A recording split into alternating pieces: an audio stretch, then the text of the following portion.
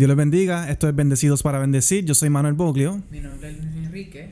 Y en este podcast nosotros nos sentamos semanalmente para conversar sobre distintos temas de índole cristiano. Y el propósito es sencillo: glorificar a Dios, edificar a la iglesia y simplemente entretenernos mientras profundizamos sobre la palabra de Dios. Nos pueden conseguir a través del Facebook en Bendecidos o en podcast Bendecidos para Bendecir, y ahí tendrán toda la información necesaria sobre cómo, cuándo y dónde recibir cada episodio. También nos pueden conseguir en YouTube en Manuel Boglio, B de bueno, O-G-L-I-O, y ahí tendrán cada episodio en formato de video para los que gusten mirar mientras escuchan. Y debajo de cada video tienen todos los links necesarios para poder suscribir en todas las aplicaciones que ya mismo se las daremos. Si quieren comunicarse con nosotros, también lo pueden hacer a través de Facebook o a través de nuestro email, que es bendecidospodcast@gmail.com. Ahí pueden enviar sus dudas, preguntas, comentarios, lo que sea. Y quizás en el futuro los tocaremos aquí en este podcast. Estamos en Podomatic, un app para Android. Nos encuentran como Podcast Bendecidos para Bendecir. TuneIn Radio. Lo puedes utilizar también para escuchar la radio local e internacional. Podcast Bendecidos para Bendecir. Y también estamos en la aplicación de podcast de Apple. Bien importante darle subscribe o follow según lo indique, ¿verdad? Cada aplicación, para que entonces te aparezcan los nuevos episodios. Te envían como una alerta, a veces un email, a veces un mensaje de texto. Así que está chévere. También dentro de cada aplicación, ¿verdad? Tienen un web. Así que son páginas web también. Puedes accederlas a ellas también mediante tu laptop. Así que y descargar cada episodio directamente, para que no tengan que estar conectado al internet cada vez que lo escucha. Exacto. ¿Qué tenemos por aquí hoy? Varias veces, ¿verdad? La gente... O sea, nosotros hemos tenido experiencias diversas en la iglesia. Yo llevo en la iglesia desde que soy pequeño. Tú llevas como 6, 7 años. Como 6 o 7 años más o menos. 6 o 7 años. Fijo, porque a mí me criaron en la iglesia, pero me aparté por un tiempo y ahora pues 6 o 7 años. Así que hemos visto de todo, ¿verdad? Cosas buenas, cosas malas, gente que viene, gente que va. Si tú dijeras un número, si yo te preguntara, ok, ¿cuántas personas tú has visto cercanas a ti, verdad? Porque obviamente hay gente que por más que uno esté en la iglesia, ¿verdad? No son tan cercanos a uno, pero que estén cercanos a ti, que se han ido y nunca hayan vuelto. Un número. Sí. Bueno, que nunca han vuelto, más o menos como... Yo diría, es difícil contarlo, pero más o menos como 10 personas. Como en 10. Los 6 o 7 años que llevo, personas cercanas a mí que se han ido, más o menos como 10 o 12 personas. Okay. Fuera de ahí, que nunca han vuelto. Porque hay personas que han ido y han vuelto, pero eso más o menos yo diría el número. Yo diría un poquito más de 25. Porque claro, hay gente que vuelve. Pero sí que no han vuelto un poco más de 25. Uh-huh. ¿Y te ha pasado que dentro de esa gente te ha dicho que, mira, la razón por la cual yo no vuelvo, ¿verdad? Quitando otros problemas del medio, es que yo entiendo que yo puedo conocer de Dios sin tener que ir a la iglesia. O sea, eso es como una relación entre él y yo. Y ya. ¿Normal? Hay muchas personas que son así. Eso es como que una de las excusas famosas. Yo puedo hacer lo mismo de fuera de la iglesia que dentro de la iglesia. Incluso yo era una de esas personas. Antes de yo ser miembro fijo de la iglesia, yo decía lo mismo. Yo decía... Y de hecho, y lo hacía. Porque yo leía la Biblia fuera de la iglesia. Así fue que yo conocía a Dios. Yo me congregaba, entre comillas. O sea, cuando para mí congregarse era estar en 2 o 3 amistades y eso era suficiente. Y para mí no era necesario ser parte de una iglesia oficialmente para uno ser cristiano y para uno estar en obediencia. Así que por experiencia propia te puedo decir que eso sí es una de las razones más comunes que las personas dan. Sí, no, la gente entiende que no hay que estar allí. Así que existe una iglesia perfecta. Ese es el punto de hoy, ¿verdad? Vamos a tratar de contestar esa pregunta, validarla con la Biblia, con nuestra experiencia. ¿Existe una iglesia perfecta?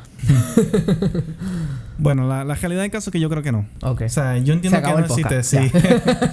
Ya no hay más nada que decir. No hay más nada que decir. Ya terminamos el tema de hoy. Para mí no existe tal cosa como la perfección. Punto. Para mí el único ser perfecto es Dios. Okay. Y yo entiendo que fuera de Él no existe perfección. Aquí en la tierra todo es un proceso. Así que si existiera una iglesia perfecta, no sería aquí en la tierra. Okay. Yo diría que va a haber una iglesia perfecta en algún momento dado, y es cuando estemos allá con Él, en su presencia, lo que somos salvos. Eso entonces formaría lo que es la iglesia perfecta, de la cual la Biblia habla en algún momento dado. La que adora a Dios en espíritu y en verdad. Eso sería la iglesia perfecta. Pero aquí en la tierra, la realidad del caso es que somos seres humanos imperfectos. Somos imperfectos. O sea, que ¿cómo es posible que una compilación de seres humanos imperfectos formemos una iglesia perfecta? Sí, ¿no? Así que en mi opinión la contestación es no. Así que apáguenlo. No hay más nada que hablar. No hay más nada que hablar. Pero entrando a aquellos que se quedaron. Hay que ver lo que la Biblia dice acerca de la iglesia. La primera iglesia oficial, ¿verdad? La vemos en Hechos. El capítulo 4. O sea, el inicio de Hechos completo habla de la iglesia primitiva. Que son aquellos que se congregaron luego del mensaje poderoso de Pedro, ¿verdad? Un poco más de 3,000 personas, hombres y mujeres, y niños también, y jóvenes. Así que yo quisiera leer los versos 32 al 35 de ese capítulo 4 para ver qué es lo que pasaba con esa gente. Decía, y la multitud de los que habían creído era de un corazón y un alma, y ninguno decía ser suyo propio nada de lo que poseía, sino que tenían todas las cosas en común. Y con gran poder los apóstoles daban testimonio de la resurrección del Señor Jesús, y abundante gracia era sobre todos ellos. Así que no había entre ellos ningún necesitado, porque todos los que poseían heredades o casas las vendían y traían el precio de lo vendido, y ponían a los pies de los apóstoles, y se repartía cada uno según su necesidad. Así que estableciendo eso, esta gente tomó bajo su propia, ¿verdad? conclusión, un estilo de vida de decir, ok, entre nosotros no va a haber necesidad. Nadie aquí va a pasar necesidad. Y eso era hermoso. Ellos, el que tenía más propiedades, las vendía y daba el dinero a los apóstoles porque confiaban en ellos, ¿verdad? Vamos a poner que eso es lo que pasa hoy en día con los pastores, los líderes, ¿verdad? De la iglesia, la junta de gobierno. Así que entre ellos había un sentido de unidad y había unidad de propósito. Todos estaban de acuerdo de que nadie allí iba a pasar necesidad. Y fíjate, yo quiero hacer un paréntesis aquí. Yo creo que esto no es algo que vamos a tocar, así que me gustaría mencionarlo y que eso que acabas de decir, que lo dice ahí en Hecho, de tener un corazón, una mente o un propósito, eso es la definición de una iglesia. Exacto. Y el tema que estamos hablando aquí hoy, realmente cuando nosotros, por lo general, estamos refiriéndonos a denominaciones. Cuando hacemos la pregunta que si existe una iglesia perfecta, nos referimos a una congregación o una denominación. No nos referimos a iglesia universal. Claro. Pero por definición, establecido ahí lo que tú acabas de decir, iglesia como tal no es eso. No es una congregación, ni un edificio, ni una denominación. Iglesia es un grupo de personas, universalmente hablando, pueden estar en cualquier parte del mundo, tiene ese mismo fin, ese mismo corazón, ese mismo pensar, que están unidos en Cristo. Exacto. En otras palabras. Quise hacer ese paréntesis. Esa es la verdadera iglesia. Sí. Todos los hermanos que en Cristo, los que estamos unidos en Cristo, eso forma parte de la iglesia de Dios. Sí, que ellos tienen ya ese pleno convencimiento de que solo en Cristo, ¿verdad? Es que nosotros podemos lograr cosas. Así que vemos este primer modelo de la iglesia. Pero aunque para nosotros parece ser unos grandes hombres, ¿verdad? Y que hacían grandes cosas, había entre ellos dos personajes, ¿verdad? Que se mencionan en el capítulo 5, Ananías y Zafira. Dijimos ya antemano que entre ellos había un acuerdo mutuo, ¿verdad? Un acuerdo de iglesia, de congregación, de vender las propiedades, la gente que tenía más propiedades, y darle el dinero a los apóstoles. Los apóstoles iban a administrar y cada uno iba a tener suficiente para comer, para dormir, para lo que necesitaran, y nadie iba a pasar necesidad. Eso es hermoso. Ahora, siempre hay truco. Siempre hay truco. ¿Y qué pasa? Ananías era de estas personas que tenía una propiedad. Y nadie lo obligó a vender esa propiedad. Pero él decide venderla. Y encuentra lo que llamamos en inglés el loophole. Dice, ok, pero ¿qué es lo que estableció la iglesia? Que yo vendo mi propiedad y yo le doy el dinero a los apóstoles. Ok, vamos a poner un paso entre medio. Yo vendo mi propiedad, saco lo que yo quiera para mí y se lo doy a los apóstoles. El primer truco. Entonces, ¿qué pasa?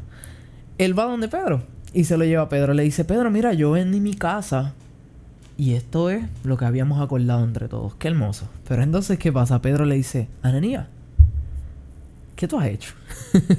¿Acaso te crees que yo no me he dado cuenta de esto que hiciste? Y Pedro le dice, mira, aquí nadie te obligó a que tú vendieras tu casa. O sea, eso fue un acuerdo que hizo la gente.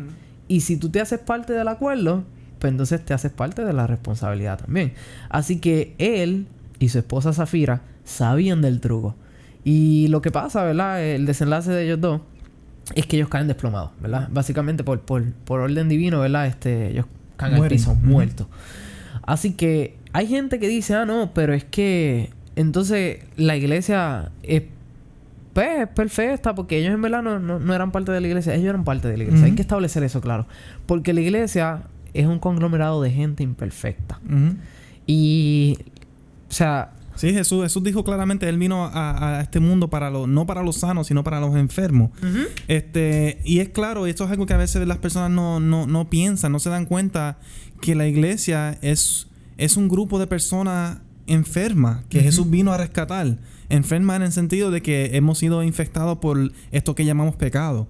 O sea que no nos debería de sorprender tanto cuando vemos que personas en la iglesia cometen errores. Exacto. Y hacen cosas que nosotros decimos, wow, pero este es cristiano. Pero es que eso es de esperarse porque es que nosotros para eso venimos a Cristo. Exacto. Para tratar de perfeccionarnos. O sea, el hecho... si nosotros pensamos de esa forma, entendiendo que la iglesia se compone de personas imperfectas que pecan, pero entonces de esperarse que dentro de la iglesia se vean ese tipo de cosas.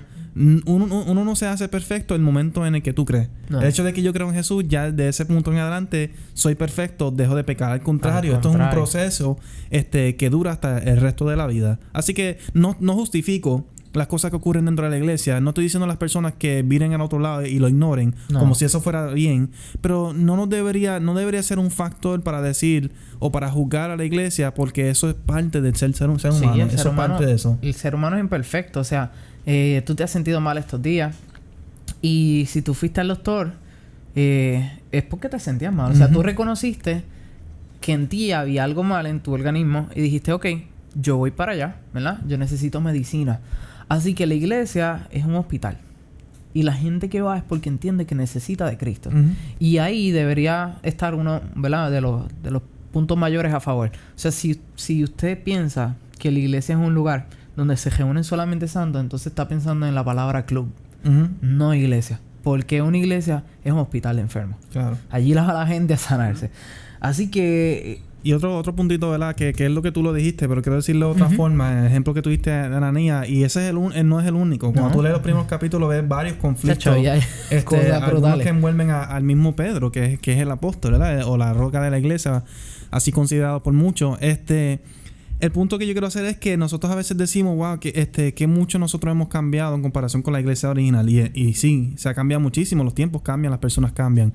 Pero que muchos decimos, la iglesia primitiva es el ideal. Nosotros entonces somos la versión imperfecta de esa iglesia. Y en algunos aspectos sí. La pasión que esta gente tenía por el evangelio, por cuidarse los unos a los otros. En ese sentido sí. Pero en el sentido de la perfección no.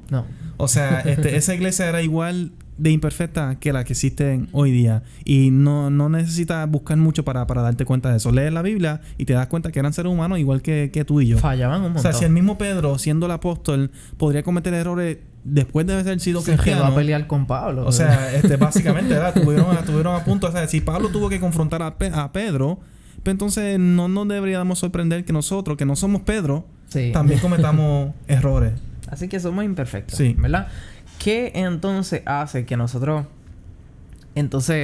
persistamos en congregarnos, en hacer esto? O sea, ¿cuál es el propósito de la iglesia? ¿Cuál es el propósito de la iglesia?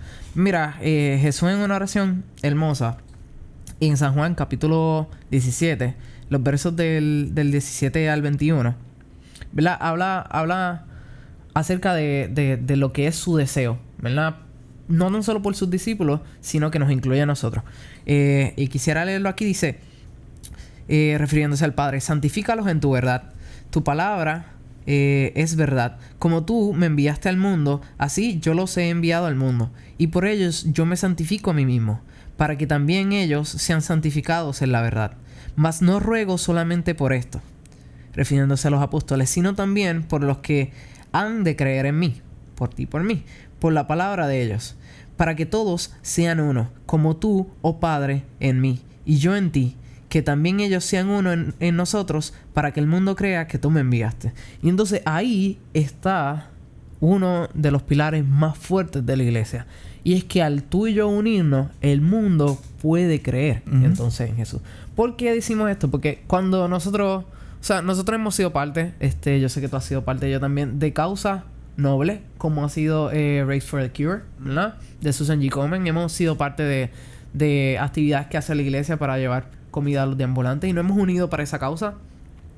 Pero si nuestra causa, ¿verdad? Que fue el mandato más hermoso de Jesús a nosotros, que fue ir por todo el mundo y predicar mi evangelio, llevándolo a todo el mundo, ¿verdad? Si nosotros no nos unimos para eso, entonces la gente no va a creer en Jesús como debería. Sí. Porque entonces tú y yo, al unirnos con ideas diferentes, colores de piel diferentes, edades diferentes, pensamientos diferentes, lo que sea, al nosotros hacerlo, entonces la gente puede entender, ok, ese mensaje sí, ¿verdad? Entonces esa unidad trae poder. Sí. No, cuando tú ves dos personas que son radicalmente distintas, como tú acabas de decir, unidos con un fin, un propósito, pues ese fin y ese propósito es importante. Y en la iglesia, entonces, lo que nos une a nosotros es Cristo. Es Cristo. Así que es por eso que la iglesia es un reflejo de Cristo. O sea, la unidad de la iglesia refleja la unidad del Padre, el Hijo y el Espíritu Santo. Y también refleja la unidad de Dios con su pueblo, con nosotros. Así que la unidad aparte de la razón de por qué nos congregamos es porque, como tú muy bien dices, nosotros somos reflejos de ese amor de Dios. Claro. Así que si nosotros no estamos unidos, el mundo no va a ver esa unidad en Dios, no va a buscar de Dios. Así que eso es parte de eso. Y también quiero añadirle a eso que es algo sencillo. Tú no puedes decir amar a Jesús si no amas a tu hermano. Sí, no. Y tú no puedes decir tener una relación con Jesús si no tienes una relación con tu hermano. Y la iglesia, entonces, es como que parte de esa relación. Porque la realidad del caso es que en la iglesia es como único tú puedes encontrarte con tantas personas con ese mismo pensar. Así que eso es un buen punto. La importancia de la iglesia es precisamente eso. Y fíjate, eso no lo hace sencillo. Sigue siendo difícil juntarnos. Sigue siendo difícil porque cada uno es un mundo. Pero en la unidad que es recalcada por Jesús mismo aquí en su oración hermosa, es que entonces logramos ese propósito. Así que, importancia de congregarse. O sea, ya hablamos de la unidad de propósito. Entonces, ¿por qué seguimos aquí? ¿Por qué? La importancia de congregarse. Obviamente de predicar el evangelio también. Tenemos un propósito que cumplir aquí en la tierra. Si alguien te dijera, por ejemplo, Manuel, es que para mí es imposible porque es que ahí hay alguien que me cae bien mal. Y fulano, vamos a poner un caso así, es que el pastor está al favor de esa persona. Y por eso es que yo no puedo ir allí, porque es que el pastor se supone que si esta persona es brutal. Y si él está a favor de esta persona que está en contra mía, entonces yo debo congregarme. ¿Qué tú dices? La realidad del caso es que varias cosas. Una es que uno va para la iglesia buscando de Dios, no buscando amistades. Exacto. Pero más allá de eso, la Biblia nos exhorta como miembros de la iglesia, porque aquí es donde está el detalle, que nos congreguemos o no nos congreguemos, somos parte de una iglesia. Así que te congregues en esa congregación o no, es nuestra responsabilidad, obligación, reconciliarnos los unos con los otros. Exacto. Así que ese es el problema de que, no me cae bien esta persona o no está en favor mío. No se resuelve con irte de esa congregación, porque sigue siendo parte de la iglesia. Claro. Así que sigues teniendo una enemistad con alguien que es parte de tu misma iglesia. Eso fue lo que dijimos al principio, que la iglesia universal es eso. Así que en mi entender, esa persona tiene una obligación de tratar de reconciliarse con esa persona por el simple hecho de que son parte de una iglesia, aunque no sean miembros de la misma congregación. Se le cae el piso la teoría completa. Sí. Ahora, algo que sí queremos hablar aquí, ¿verdad? Y lo establecimos desde el principio, desde el primer podcast que hicimos, ¿verdad? Y quiero hacer este paréntesis pequeñito. Nosotros estamos hablando de la iglesia. La iglesia, ¿verdad?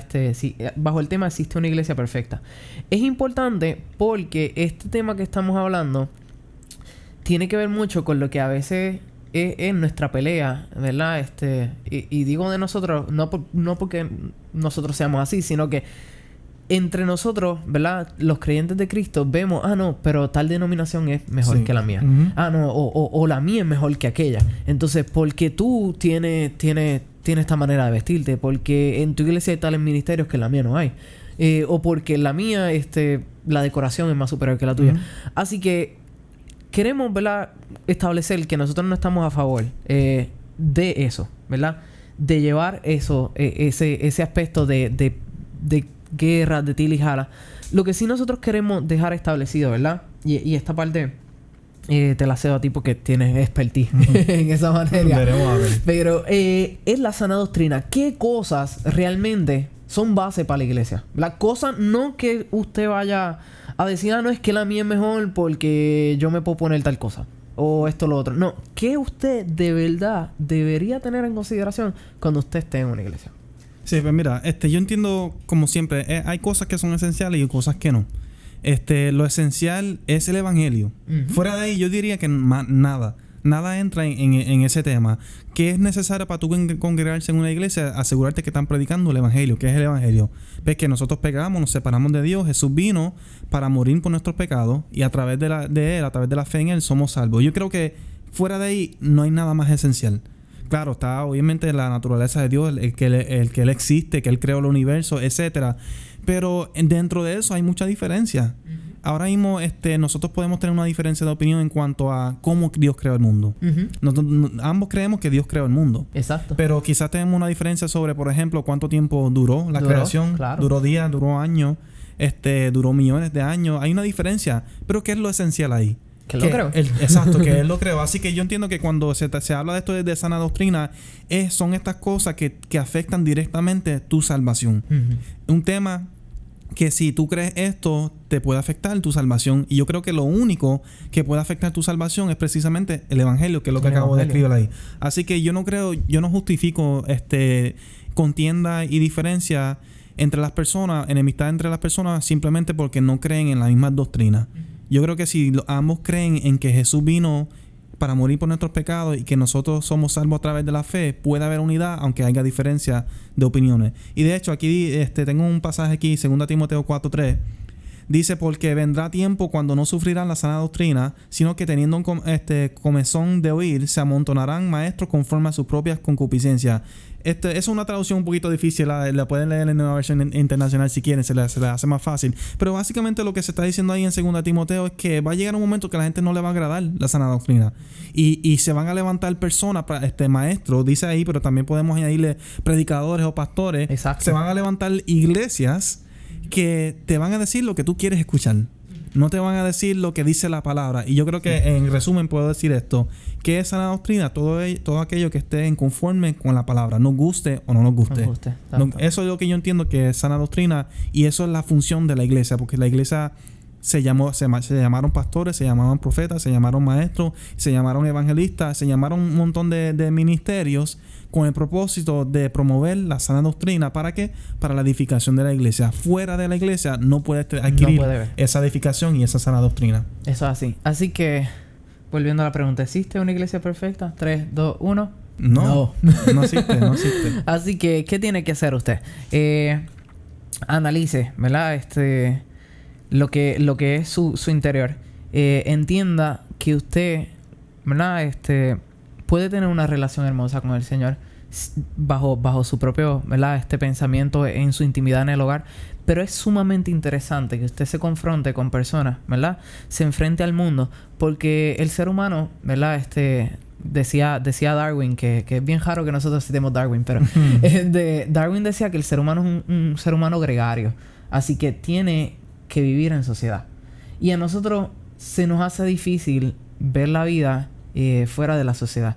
Y queremos acercarnos a Dios fuera de ella. Así que tenemos que replantearnos la manera en que estamos pensando de Dios. Porque Dios, fuera de darnos a Cristo, nos dio una palabra para que la leamos en comunidad, ¿verdad? Para que se la compartamos a nuestra familia, a nuestros seres queridos. Y juntos creemos entonces un mejor mundo. No separados. Porque si fuera así, yo viviría en una isla, tú en tu propia isla, y nunca nos hubiéramos cruzado. Así que yo creo que con eso podemos terminarlo. Yo quiero decir una última cosa. Okay. Y es el hecho de que si todo lo que acabamos de decir no es suficiente, pues mira, para congregarte, ¿verdad? Si aún dicen, no me convence, con todo eso no quiero ir a la iglesia por esas razones que ustedes dijeron. Mira, si necesitas una mayor razón que eso, pues mira, aquí está claro, en Hebreos 10, 25 o 24 y 25, nos dice, no dejen de congregarse. O sea, yo creo que con eso podemos cerrar. Sí. La Biblia nos dice no dejen de congregarse. Ya no hay otra razón que más allá de eso que es un mandato. O sea, no necesitamos otra razón para ir a la iglesia. Todo lo que dijimos es necesario, es importante, es esencial, pero al fin y al cabo, ¿por qué reunirme? Porque la Biblia lo dice. La Biblia lo dice. Se acabó y yo no puedo creer en parte y no creerlo en todo. Exacto. Así que si estás en busca de una iglesia perfecta, empieza por ti. Yo empiezo por mí, ¿verdad? Perfeccionarme yo mismo y quizás cuando llegue ese gran día de la segunda venida de Cristo, seamos reunidos en esa gran iglesia. Exacto. Así que una vez más, yo soy Manuel Boglio. Mi nombre es Luis Enrique. Esto es Bendecidos para Bendecir. Hasta la semana que viene. Dios les bendiga. Dios les bendiga.